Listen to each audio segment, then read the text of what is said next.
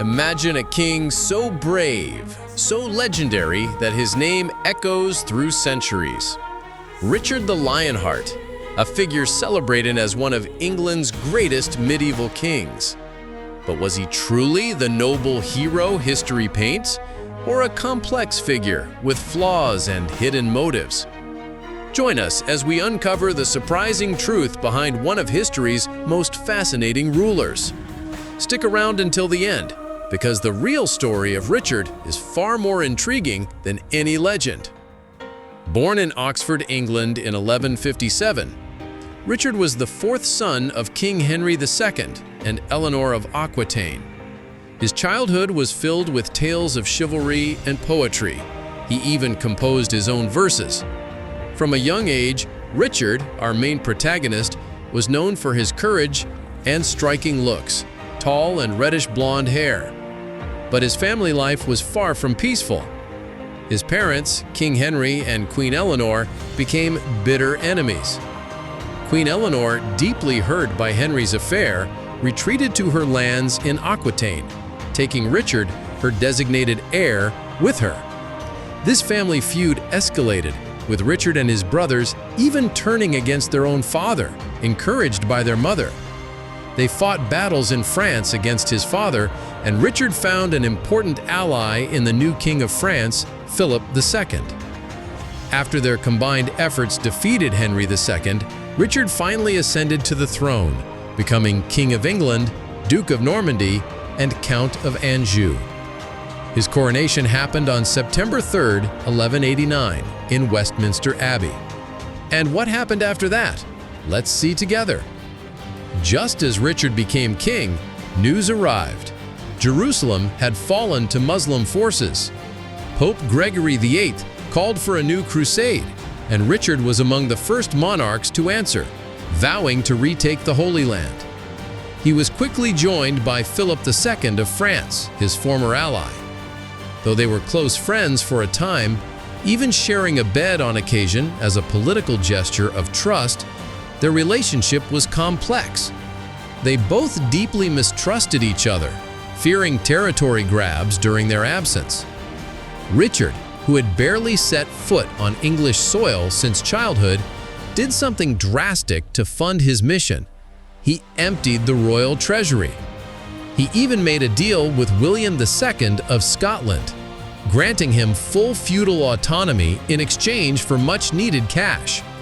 It's ironic, a king who spoke little English and spent most of his reign abroad and used his kingdom's wealth on foreign wars was still adored by his people.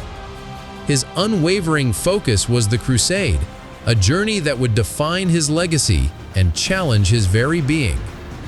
Richard's reputation preceded him in the Holy Land. When the English army arrived at the city of Acre in 1191, the Muslim defenders, hearing of his might, surrendered the city to the Christian forces on June 11th. But victory brought new conflicts. Richard, Philip II of France, and Leopold V of Austria, all leaders of the Crusade, argued over the spoils. In a heated moment, Richard insulted Leopold, an action that would have dire consequences later.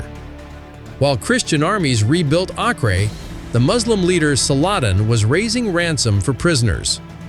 Impatience got the better of Richard. He executed 2,700 Muslim prisoners before Saladin could pay the full ransom. In a tragic retaliation, Saladin executed all his Christian captives. This dark event became known as the Massacre of Aimovie. Afterward, the Crusader army marched south, with Saladin's forces following close behind. They met in the famous Battle of Arsuf on September 7, 1191. The Crusaders' victory at Arsuf was crucial, leading to the fall of Jaffa 2 months later. Despite all his efforts, Richard couldn't capture Jerusalem, the ultimate goal of the crusade. It was around this time he received worrying news. His younger brother, John, was trying to seize his throne back in England. Yet even amidst the brutality, Richard and Saladin developed a mutual respect, exchanging letters and gifts, even attempting peace treaties. Finally, they struck a deal. Jerusalem would remain under Muslim rule, but open for unarmed Christian pilgrims. Thus, the Third Crusade officially ended on October 9, 1992. With the crusade over, Richard set sail for England. However, his journey was cut short when his ship was wrecked. He was captured by Duke Leopold of Austria, the very man Richard had insulted during the crusade. Richard was imprisoned in Dürnstein Castle in Austria, and England was forced to pay a massive ransom for his release. He was then transferred as a prisoner to Henry VI, the Holy Roman Emperor, and held in Trifles Castle in Germany until his release in 1194. While Richard was still captive, his brother John conspired with Philip II of France to seize the English throne. But John's attempt failed. The war between the brothers mainly involved sieges and control of key castles like Nottingham and Windsor. In the end, John was defeated. Surprisingly, Richard forgave his brother for his ambition and even named him his successor to stabilize the situation in England. After a brief period in England, Richard left for France, spending much of his time defending his lands against his former ally, King Philip II.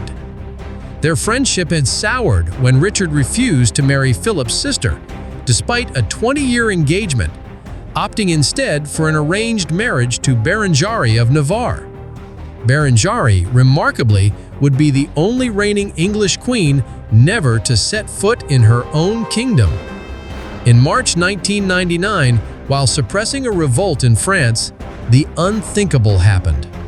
Richard was struck in the shoulder by a crossbow bolt during the siege of Calais Castle. According to reports, he tried to pull the arrow out himself, but it broke, leaving the arrowhead lodged inside. The wound became infected and gangrenous. On April 6, 1199, Richard the Lionheart died at 41 in the arms of his mother, Queen Eleanor of Aquitaine. After his death, the myths about King Richard I only grew. His bold deeds and the respect his soldiers had for him were praised by many writers of his time. Richard became the idealized model of the medieval knight. Despite his heavy spending, Richard did manage to recover some of England's wealth. He spent only a few months of his reign in England, with most of his life on battlefields. Still, his name continues to be celebrated as one of the greatest English kings, his story serving as a source of inspiration even today. If you enjoyed this journey into the life of Richard the Lionheart, subscribe to the channel and hit the bell icon for more incredible stories. What's your take on Richard's legacy? Share your thoughts in the comments below. I'd love to hear what you think. And don't forget to share this video with someone who needs to learn about this fascinating king.